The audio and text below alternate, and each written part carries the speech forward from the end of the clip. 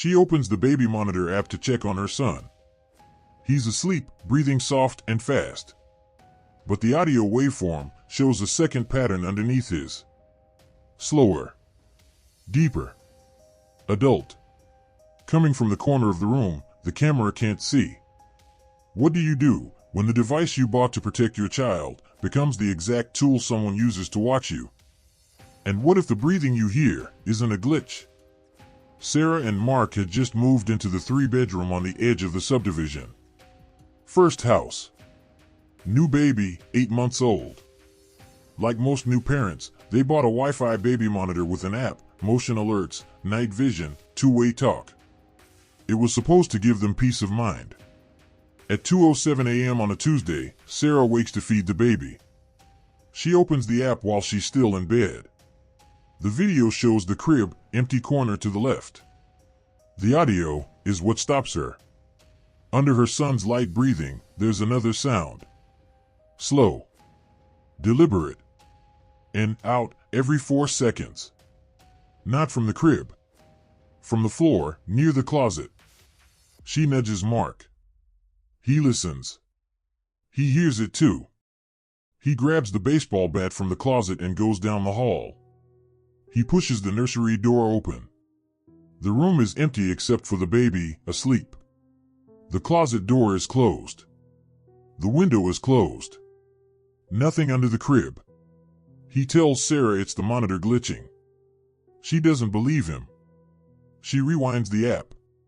The breathing is still there, on the recording. They call the non-emergency line. Police arrive at 2:41 a.m. While Mark is talking to the officer at the front door, the second officer walks the perimeter. He finds it at the back of the house. The rear bedroom window, the nursery window, has fresh pry marks on the frame. The latch is broken. On the sill, a faint smudge. Inside, the officer notices the home security keypad is dark. Mark says it should be armed at night. The officer pops the panel. The backup battery has been disconnected, and the main wire has been pulled, not cut, pulled cleanly from the terminal. Someone knew where the panel was, and how to disable it without triggering the alarm. In the garden below the window, and soft soil from the sprinkler, are footprints. One set, men's size 10 or 11 work boot, standing facing the house. The depth suggests someone stood there for a while, not just walked past. The tread is worn on the left heel. The intruder was already gone. But he had been inside. Sarah remembers the neighbor across the street has a Ring camera. Police pull the footage. 2 nights earlier, at 1:53 a.m., a figure in dark clothing, hood up, walks slowly around their house. Stops at the back fence for 47 seconds. Looks up at the nursery window. Then leaves the same way he came. No car on camera. He came on foot. The next day, a tech from the security company comes out. He asks one question first: when did you last change your Wi-Fi password? Mark says never, it's the default from the provider. The tech scans the network. He finds an unknown device that connected at 11:14 p.m., 3 nights before the breathing incident. A phone, not theirs. It stayed connected for 22 minutes. He checks the baby monitor logs. Someone logged in remotely from an IP address 2 states away at 11:17 p.m. They turned off motion alerts. They turned off push notifications. They left the audio and video on. Someone had been watching the nursery for days. Police swab the windowsill. They get a partial DNA profile, male. They run it through Cody's. No match. Whoever it was had never been arrested for a felony, or at least never had DNA taken. Sarah and Mark don't sleep in the house that night. They stay at her mother's. They install a non-Wi-Fi monitor, the old audio-only kind. They change every password, they get a new router, they put screws in the windows. 3 weeks later, almost to the minute, at 2:14 a.m., Sarah is back at her mother's house scrolling through the old monitor app, which she never deleted. She gets a motion alert, even though the camera is unplugged and sitting in a box in their garage. She opens it. It's playing old audio, looped. Then, live audio cuts in. The same slow breathing. But this time, the waveform analysis later showed it was coming from outside the house, near the back window, not inside. Mark drives over at 2:30 a.m. Police meet him. They find fresh footprints in the same spot under the nursery window. Same boot pattern, same worn left heel. No one there. For the next 2 months, police increase patrols. An unmarked car drives by 3 times a night. Nothing happens. No more logins, no more breathing. The DNA never hits. The Ring camera never catches him again. The family never moved back in. They sold the house 6 months later at a loss. The buyers were told about the incident because the state requires disclosure. They installed bars on the windows.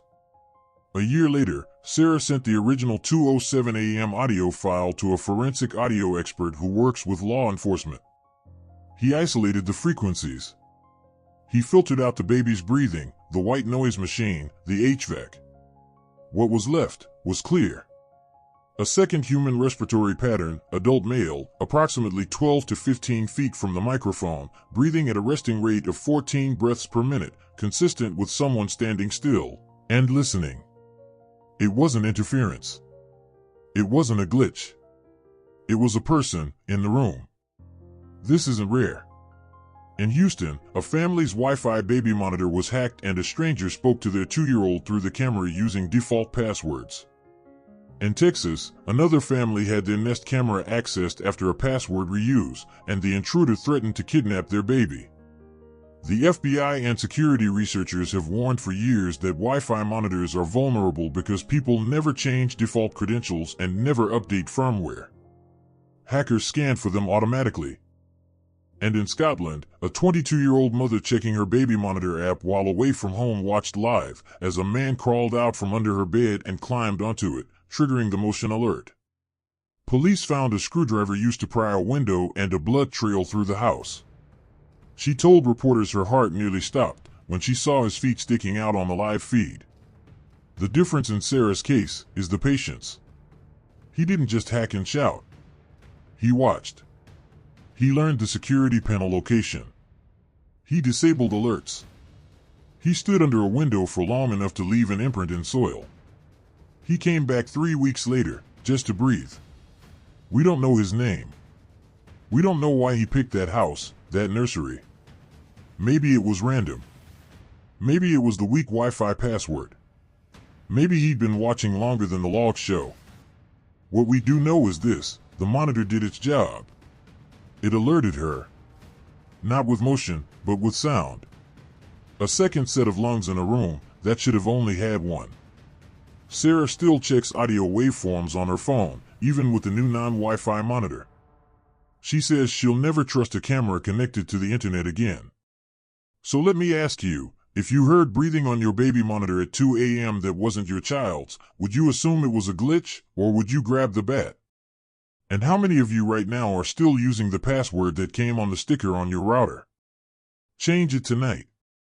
If you want to uncover more dark truths and hidden histories, subscribe to FrameTale HQ, hit the notification bell, and leave your thoughts on this story in the comments below. Until next time, keep searching for the truth.